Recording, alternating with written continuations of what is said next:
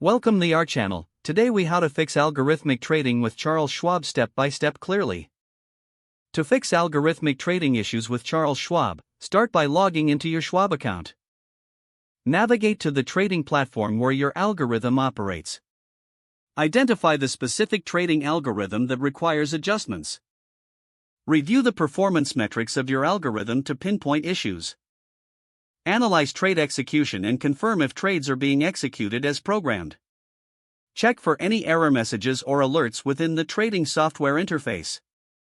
Update your algorithm with the latest market conditions and data inputs. Ensure that your algorithm follows the current trading strategies in place.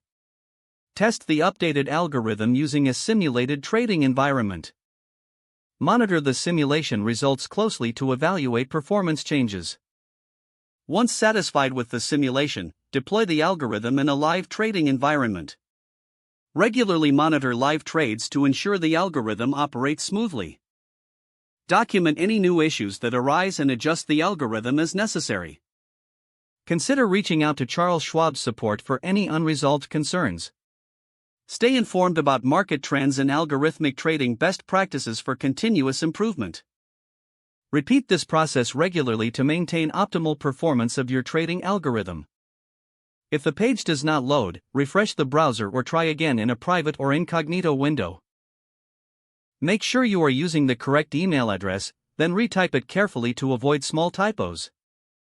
If your password is not accepted, use the reset option and create a new strong password you can remember.